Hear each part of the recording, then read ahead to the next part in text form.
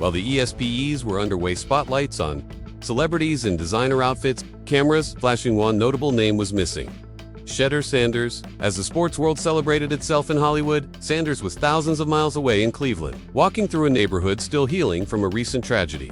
After all, when a rookie quarterback with a famous surname skips the red carpet to spend an afternoon tossing footballs with kids on a sun-drenched sidewalk, questions arise. Why wasn't he in LA? Is this a statement? Does he care about his public image? His decision didn't go unnoticed, and it didn't avoid criticism. But Sanders wasn't concerned with that. He could have walked the red carpet at the ESPYs, boosted his profile, smiled for cameras, and accepted free suits. No one would have blamed him. But instead, he stood in the midst of Garden Valley families who lost everything and said, "I am not here because it looks good. I'm here because it's right." And for some, that made him a threat because he refused to follow the expected script. And still, criticism came.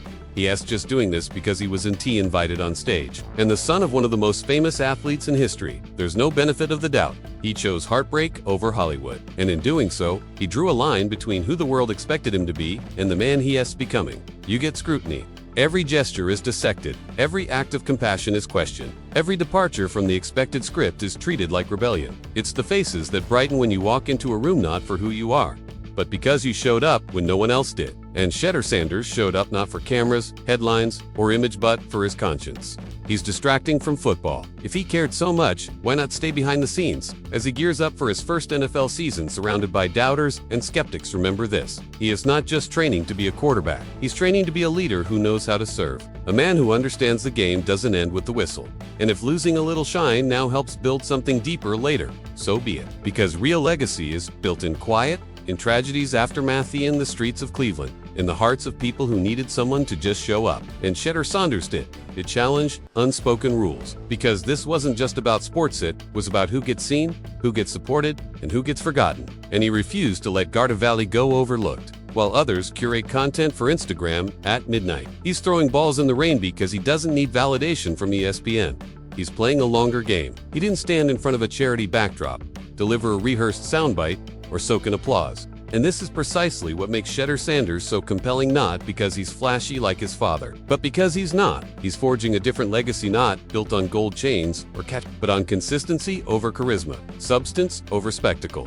He simply showed up, no fan. He didn't just write a check. He showed up with his full self, sleeves rolled up and heart wide open. And he did it knowing people would call it a PR stunt anyway. But if gaining attention was the point, this was the wrong stage. No national headlines, no viral videos, no branded content, just nearly 1,000 Garden Valley residents, still breathing the trauma of what they endured, gathered for a day of joy that no one else supplied. He was busy organizing bounce houses, handing out hot dogs, and dancing with grandmothers at the Garden Valley community event he helped create for a Cleveland area devastated by a deadly apartment building explosion. That's where real character is revealed. And this story becomes even more powerful when you realize Shedeur knew people would misinterpret his absence. And he did it anyway. Because true leadership means doing what's right, even when it costs you. In an era when every athlete move is optimized for optics, Sanders deliberately chose the path with 0 cameras, 0 stylists, and 0 brand sponsors, just people, just pain, just presence. That silence spoke volumes. The NFL is full of players who say they give back, but there's a difference between charity and solidarity. Charity is safe, it's distant, solidarity is showing up when it's uncomfortable, especially when it's uncomfortable. This wasn't about going viral, it was about stepping into service and doing it in silence. Sanders chose the hard road. That kind of choice isn't coached. It's not approved by PR reps. It's character. Here's the thing. When you're young, black, gifted, so when Shedeur rejected the glitz of the ESPYs for community healing, it wasn't simply inconvenient, it was radical. This wasn't just leadership, it was a philosophy. That legacy won't be defined by passing yards alone, but by presence, purpose, and people. He's not chasing the spotlight, he's chasing meaning, and his approach to the NFL mirrors that.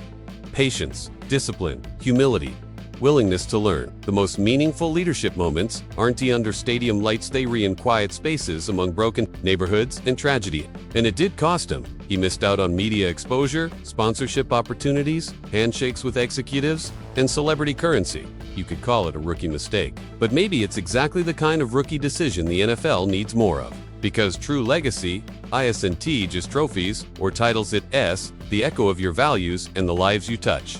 That's a kind of greatness no award show can create.